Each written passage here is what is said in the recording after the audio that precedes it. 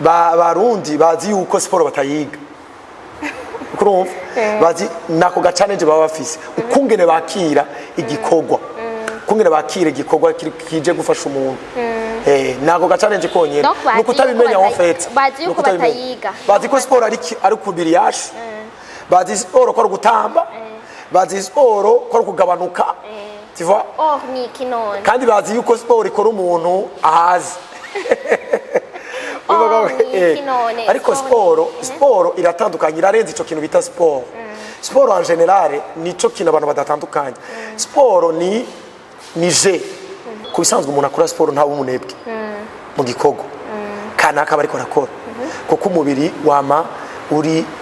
an activité kuvuga wama nyene ushusha hajya bavuga bati umuntu arashusha reka dukoresha iryo jambo nubwo to ryo bari rifise ibindi bintu byayo reka dukoresha iryo jambo n'umuntu ataba umunebwe n'umuntu basaba ari sharp umuntu akora siporo umuntu akora siporo ego kubera iki none yabanezerewe hari n'akandi kantu abantu batazi gashobora kuba inyigisho kuri benshi niyo ukomye amashuka agira gucyana hajya ukomye amashuka agira gucyana ubukebuye ibihimba byose by'umubiri ugize gutukituku ego kuko mamashe gusa kubera bihuriye nk'akarorero bihuriye he iyo ukomye amashe kuko mu kiganza hariho communication y'umubiri wawe wose n'umutima bien sûr rero iyo ugize gutya ni nkuko bari umubiri uti wake up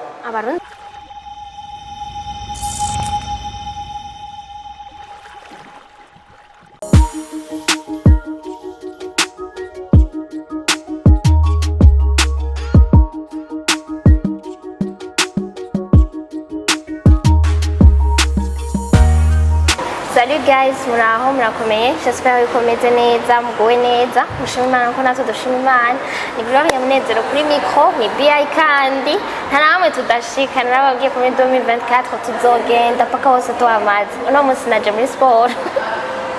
Murabibona ndi muri Landry Fitness Center. Reka mbanze mpikaze kwanza uwo tugira tuganire abanze yidondore. Ego Imana ishimwe, turabashimiye cyane kubona mwakoze igikorwa kidasanzwe nk'iki kuko dusanga ku kivi aho turiko turakorera nitwa Mugisha Landry nkabandi umu instructeur wa sport coach de fitness hama kamubona ibikorwa turiko turakora mwabibonye ibikorwa bidasanzwe merci beaucoup. Okay. Murakoze ko mwavyumvise ndi kumwe n'umucoach akoca abantu mu bintu bya sport bijyanye donc ni muri gym tonic ndibaza non Taibo sticks bitandukaniye he biratandukanye cyane gym tonic ni sport mosaic ariko Taibo ni origine de tout ukuvuga harimo cardio workout n'amandi bivanye n'ama innovation umuntu agenda arakora mugabo en bref Taibo irafise igituma yacu nukuvuga mu rurimi rw'icongereza yitwa total awareness excellence body obedience. Okay, ni byinshi ntabyo numva. Brazo bakoyiva. Ni byinshi ntabyo numva. Nukuvuga te ni total. Donc muri gym tuhora twumva abantu bavuga ngo bagira gym ngo bagirane mugabo urumva nko ngaha ni muri Taibo. Ni muri Taibo. Okay. Taibo rero bagira ama exercice nkajya twako turabona none itandukaniro nka gym basi bagira ibiki bitandukanye n'ibyo twabonye ngaha. Urumva gym ni abbreviation bavuze akantu gato. Gym ni abbreviation baba bashatse gutanga mugabo ni juste abari ahantu hari en salle que ça soit hari matériel hari ama équipement canke sans équipement ego biba bitandukanye nuko biba bitandukanye ibikorerwaho nivyo bica bidetermina ico kintu muga gym ni en general ego okay mugabo urumva hakaba amasitira atandukanye ni imwe igize gym ni kimwe kiri muri gym kuko ni ikintu kimwe kigize fitness kiri muri fitness ego okay murakoze nkuko rero mwavyumvise yatwitondoye yatubwiye izina Mugisha Landry yatubwira ico akora bwaje ndashaka kubimenya d'abord kugira ngo uze gukora ibi donc baravyize baravyiga byagenze gute wabihereye ego ibi bintu ikintu cambere notangura kukubwira kubwiwanje ni ngabire iyi ni ngabirano ni ngabirano Imana itanga mu muntu ukavyisangamo hama ikijanye n'ubumenyi no kwiga naravyize ndanabinonosora by'ukuri bavyiga bibike twita ngo ni ivyigwa bya EPS cyane oya ntabwo ari ivyigwa bya EPS oya ntabyo ari ivyigwa bya EPS aba ari amaformation kanaka umuntu ashobora gukora nk'ubu nk'akarorero kajanye na fitness mu Burundi je vuba muri ico gihe oro YPS yatanguye kera université YPS yatanguye kera ariko fitness je vuba fitness itanguye 2002 izanywe n'umuntu yitwa Abdul amutazira sports baratangura yari yizanye abizanye kandi muri ico gihe ndibuka yakoresheje umurundi umwe donc yakoresheje umurundi umwe mugo uwo murundi nawe nuko yaravuye hanze muri ico gihe abasigaye barabakoce b'abaganda kuvuga barabanyamahanga baje muri ico gihe ntibashobora ntitwari tubimenyere kuko byari ibintu bishasha rero muri ico gihe abakoresheje haravamwe abarundi barabona bati ibi bintu twoshobora kubikora bo murabo je narimo donc muri ico gihe ca 2002 na waciyuza ucitangura kubikora ego nari umu sportif bien sûr nari umu sportif nari sanzwe ngira sport nari umu karateka narakinye karate narakinye judo narakinye taekwondo urumva yuko nari umufani wa karate mugabo en general ndavuga nti nikiye kintu en dehors y'abakina karate kuko bari limité n'abakinizo iyo arts martiaux ni en general arts martiaux ndavuga nti nikiye kintu haruhande noshobora gushiraho kugira ngo ufashe abantu bose ni muri iyo yerekwa rero ninjiriyemwo ni muri iyo vision ninjiriyemwo gufasha abo bantu numva yuko notangurana na style bita Taibo y'umu le fondateur wayo n'umunyamerika yitwa Billy Blanks iyo ntuzeye ndagirirwa amahirwe ndayiga ndayimenya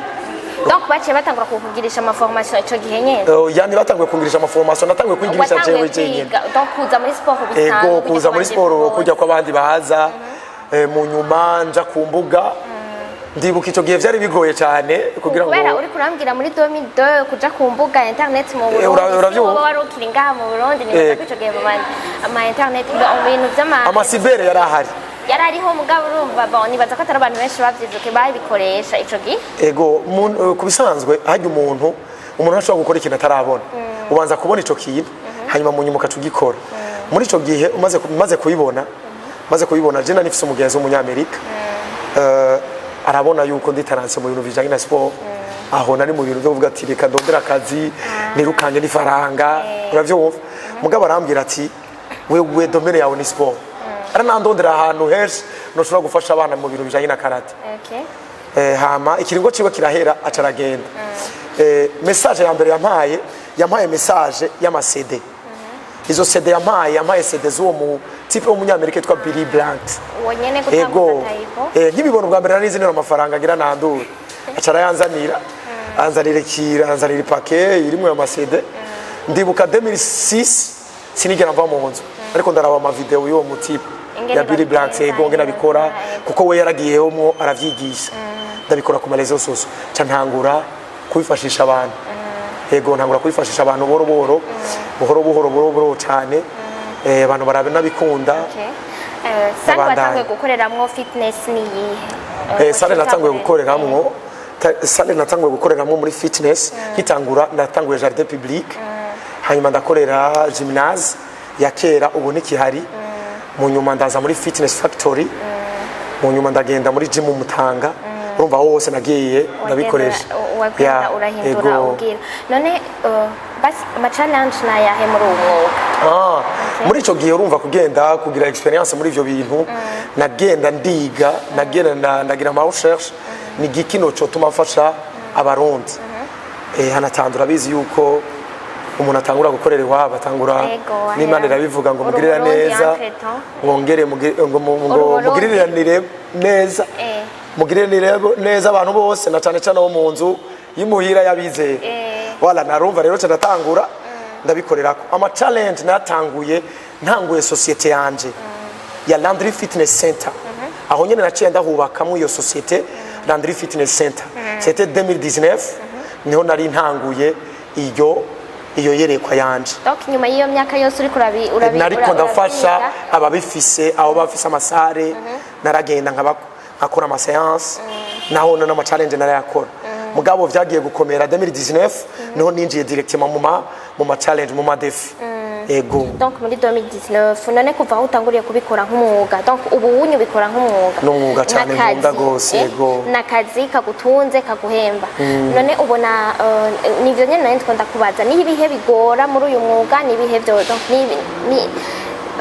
ni n'ibihe bigoye cyane ku bisanzwe ikintu kigora iyo umuntu atagifise muga ama challenge duhura nabo nukungene nk'abantu tuba turiko turafasha barundi bazi yuko siporo batayiga kurumva bazi nako ga challenge baba bafise ukungene bakira igikorwa kungene bakira igikorwa kije gufasha umuntu nako ga challenge konyene nuko utabimenya en fait bazi yuko batayiga bazi ko siporo ari kubiri yacu bazi siporo ko ari gutamba bazi siporo ko ari kugabanuka tu vois ni kinone kandi bazi yuko siporo ikora umuntu ahazi ariko siporo iratandukanye irarenze ico kintu bita siporo siporo en general nico kintu abantu badatandukanye siporo ni je sivyo siporo ni je mugabo muri yo je irarenze ico kintu je nkora ikintu bita awareness no kuvuga nkora activité physique activité physique ikora umuntu wari we wese no kuvuga mu kirundi ni ngoro ni kugorora imitsi ni inyigisho ni noyita ni imyimenyerezo ngorora mubiri. Donc sport barayiga gupfa gukora sport donc nk'ama base yo gukora sport naya base zo gukora sport ndeka ndakubwire zitatu base ya mbere yo gukora sport ni yo gukora imyimenyerezo ngorora mubiri abo bari apa n'umuntu wese afise umubiri akabazi ko afungura hari abandi basanzwe bari muri sport mugabo baba bakeneye activité physique sivyo no kuvuga baba bakeneye condition physique plutôt no kuvuga nk'umuntu ameze gute umuntu ari mu mukino kanaka reka duvate basket volleyball football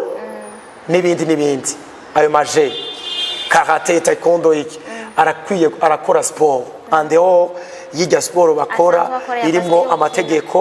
amategeko hariho gutegura umubiri wiwiwe ninaco gituma uzosanga hari abacoach babita ba préparateur physique bakagufasha kugira ngo umubiri wawe ube strong nimba ari bitsinda ushobora gutsinda nimba ari amanota ushobora kuronka kugira uganye akaba rero nabandi ba gatatu bavuga bati twebwe dukora sport kubera ari kibaruwa ca muganga barabibatumye kwa muganga abo rero twebwe tubasira mu kibanza c'abantu baba bafise agatosi no kuvuga baba bagwaye bakoresha cyo kimwe nabo bandi oya nitubakoresha cyo kimwe n'abandi ariko mu gihe atabivuze nakubareye niko gacane ndituronka mu gihe atabivuze urashanga yisanze mu bandi kandi iyo rero yisanze mu bandi birazana ingaruka mbi singaruka mbi gusa ntavyo ashobora usanga hari ibyo ariko arakora bitari abitsiwe nawe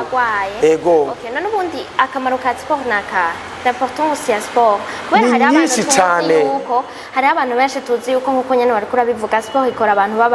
bafite ibiro byinshi bafise barengeranye cyangwa ugasanga umuntu ari katangura kuyikora yaratanguye kurengerana byaratanguye normalement importance ya sport ni importance ya sport ni nini cyane ni kintu kinini nano randa kivuga sinogeza mugabo ndaguha ibintu bitoya kubisanzwe umuntu akora sport nta umunebwe mu gikogo kana akaba ariko arakora kuko umubiri wama uri an activité kuvuga wama nyene ushusha hajya bavuga bati umuntu arashusha reka dukoresha iryo jambo nubwo to ryo bari rifise ibindi bintu byayo reka dukoresha iryo jambo n'umuntu ataba umunebwe n'umuntu basaba ari sharp umuntu akora sport nta bunebwe agira kandi ubunebwe urabizi ko ari umwansi w'umuntu ni n'umwansi w'iterambere ako kantu urumva ko aba ari top icya kabiri sport ifasha iratuma mu mubiri wawe wisanta à l'aise no kuvuga wumva iminsi yose udakonyokeye utagira ubunebwe bien sûr kandi wumva ibikorwa uri kurakora ubikorana inguvu no gushaka icya gatatu novuga yuko ituma unonoka mu mubiri iragutuma unonoka mu mubiri wawe ukamunonotse ikindi kintu kizokumenyesha umuntu akora sport yamanezerewe iminsi yose ntashavura umusportif ntashavura niyo ashavuye rihera n'ingoga ataja muri sport bigaca bihera ishavu nk'ubu wowe ushavuye ugaca muri sport biba bihera cyane kubera iki none yamanezerewe hari n'akandi kantu abantu batazi gashobora kuba inyigisho kuri benshi niyo ukomye amashyi ukagira gutya hajya ukomye amashi ukagira gutya ubukebuye ibihimba byose by'umubiri ugize gutuka yego kuko amashi gusa kubera bihuriye nk'akarorero bihuriye he iyo ukomye amashi kuko mu kiganza hariho communication y'umubiri wawe wose n'umutima bien sûr rero iyo ugize gutya ni nk'uko bari umubiri uti wake up abarundi rero baba bari eve kubera bakoma amashi okay abatayakoma nabo voilà urabona ko mu manza mu sengero iyo uriko urakoma amashi nta muntu akoma amashi avuye ntibishoboka uzogira aka kantu uhengera abantu bariko baratata ushobora uti applaudisse baca bakoma amashi ikintu cya mbere bazokwereka esinye ya mbere no gutwenga no gutwenga niko ndabaza hariho abantu usanga bafite ibiro byinshi normalement iyo tuvuze urumva hari ibyo murambaza hariho abantu baba surpoids hariho n'ibandi bavuga ngo naba obese itandukaniro niri obesité na surpoids ni bavuze mu surpoids no muntu afise umuvyibuho w'umurengera ariko arashobora kuba afise umuvyibuho atagwaye ikintu kiza gutuma agwara nuko abafise amamisk nuko bafise amagresse menshi mugabo bariko yababa obesité abariko yababa iyo ngwara bahera guharura umuntu ko afise surpoids kuri kangahe afise ibiro bingahe biba byagenze gute ikintu cyambere baherako ni mesure y'umuntu abantu si bamwe mu burebure nka tayi reka duhe akarorero dushire ku muntu afise 1m70 no kuvuga imetero imwe na santimetero 70 yari sanse kuba afise ibiro 70 canke 73 eka gushika ku 75 muga muri ico gihe iyo ariko ararenza 75 ariko arinjira muri surpoids donc akadurenza 75 abariko arinjira muri surpoids akaduga 80 akaduga 85 agera kuba obese mu gihe yinjiye mu 95 mu ijana aho mugabo no kuvuga afise taye imetero na santimetero 70 no kuvuga muri ico gihe uyo rero yinjiye muri amagiye kuba obese no kuvuga yinjiye muri obesité aca bingwara iyo muri ko murabafasha none hari habo bigabanuka bigenda gute canke vyamahandi hari abo mumaze gufasha bikagabanuka benshi cyane benshi gose uko bahora bangana ego nabo bantu no bazana bakabashengera naye muri ico gikorwa bariho vraiment benshi gose bagakira bakanashinga n'intahe bakananeze hari habo menga baraza ugasanga nyene ntibabishoboye esko murabagirisha murabasigazayo bakagira amakurti iyo mwishuri umwana bimunaniye hari uwo basubizayo bakamugirisha kurti soir none namwe hari aho mutsigarisha muri kurti soir canke bose burabanungika ukavuga ati ko séance yaheze nta kundi ni bagenda ukuri kwa activité physique nta muntu numwe ananirwa nta nuwa mbere kuko nta competition irimo kuko ndafise stroga ivuga ngo umubiri ntumenyerwa uramenyerezwa rero umuntu wese afise umubiri kubera batanguye mu kintu atacu yaramenyereye arimenyereza rero nk'ubu wabonye wibaza yari ko arimenyereza ni mushasha ego n'umuntu atanguye vuba muri ico gihe urumva bari ko arimenyereza kazogera igihe amenyere abe nk'abandi abateye ubwoba bafise rythme bafise endurance aba muri cardio asimba amageregere ibiro bidakonta imyaka idakonta ubunini budakonta Leandre none imbere yuko turangiza nabahe bantu mukorana nabo cyane wowe abufasha cyane n'abantu barefise ibiro byinshi n'abantu bagereranye babandi bafise amataye bavuga bati nshaka kuguma kuri taye kuko hari abo mpora numva ko barondera n'amataye muri sport wowe ufasha abahe cyane specialité yawe ni specialité yanje ihagaze ku bakozi nk'ubu abakozi hari ikintu nise sédentaire no kuvuga city routine ukungena umuntu ava mu gatondo akavyuka akaja ku kazi saa sita akaja gufungura akideplaça agasubira muhira bamba agasubira ku kazi agasubira muhira 17h hari abantu babiri bataha no kuvuga umudamu n'umugabo abo bantu ntibataha hamwe hari uca ataha muhira gukoresha amadeyade y'abana hariho n'uwundi aca ataha mu kabari aca yirasa mu kabari kuraba abandi bagabo no kuvuga uwo mwanya akamara hafi nk'amasaha turetse amasaha aryama ayandi masaha yose akamara yicaye no kuvuga umuhinga wa mbere yatoye ico kintu umuntu akora activité physique ya licence gukora imetero 10,000 par jour no kuvuga 10,000 pas par jour yatambutse 10 000 pas par jour ni nko kuva ngaha gushika he nka 10 000 pas 10 000 pas uzumva yuko ari 5 km sivyo nihenze uri kurabiharura nukuvuga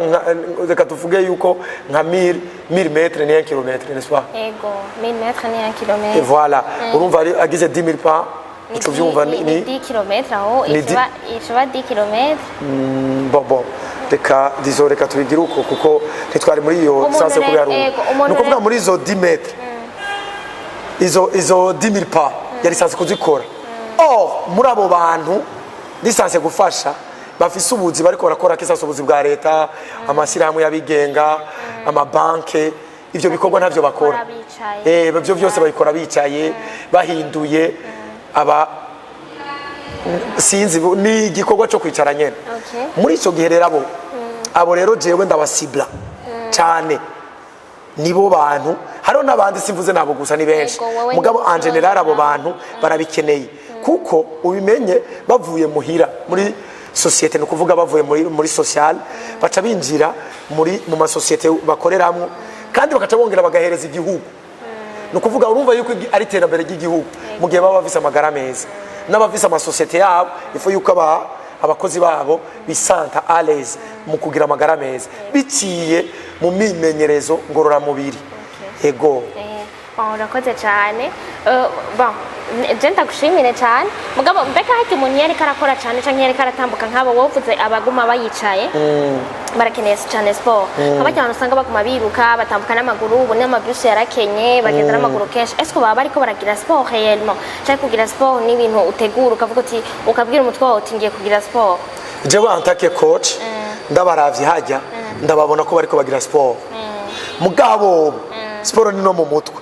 ni ikintu wakiva ukavuga uti ndi muri sport mugabo bo hajya bo ntavyo bazi ko bariko bagira sport mugabo bariko bagira sport baba bariko barakora sport d'une façon d'une autre mugabo ni kimwe mu bintu bita gutambuka ariko sport itanga ibindi bintu byinshi kuko hajya nta activité physique baba bariko barakora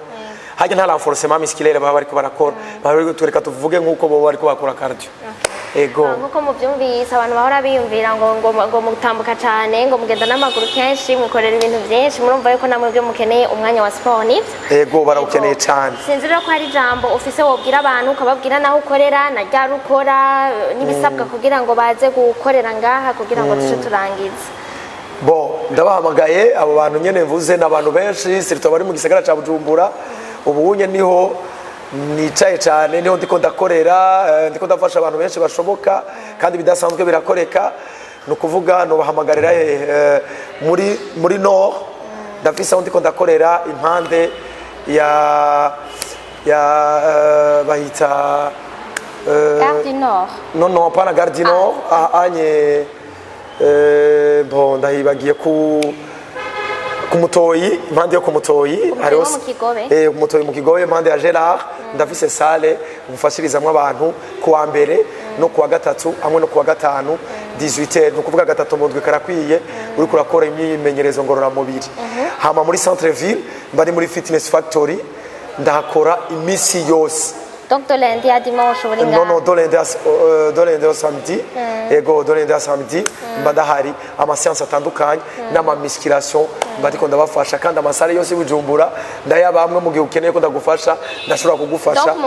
amasale yari yose ego ama coaching privé ndashobora kuyakora hama muri sud nkorera ku Nkuba ndiko ndakora challenge idasanzwe ku Nkuba no kuvuga ni West Kabondo hari yefo impande ya la Bamba ego ndiko ndakora kuwa kabiri no kuwa kane no kuwa gatandatu kuwa kabiri no kuwa kane ndatangura 18h hanyuma kuwa gatandatu ndatangura 10h karibu cyane tubafashe kugira amagara meza niwe mugabane wanyu kandi ubagaye ikigiga c'amagara ngo ntaburi c'amasaka barahezagiwe cyane contact yanje abakeneye kumamagara leo ari nayo WhatsApp zose ndazikoresha ariko leo ni 79 94 amajana 279 hanyuma limitel ni 62 amajana 875 amajana 865 nimero zose zikora hose murashobora kundondera mukandonka merci beaucoup. Okay. Bon, nkuko muvyumvise nizera neza yuko umwe wese azogira bon arashobora kutaza ngaha bien sûr. Ego akamuhamagara nkamufasha. Akamuhamagara akamufasha. Mugabo urumva umwe wese arakeneye kubagara amagara ya ikigega cy'amagara. Ya. Usanura amagara ntuzoze kubikora waramaze kurengerana canke byaramaze kuyangara. Ego murakoze cyane rero mwese mwandanya mudukurikirana. Umukama Imana bane namwe abe mu byanyu no mu banyu.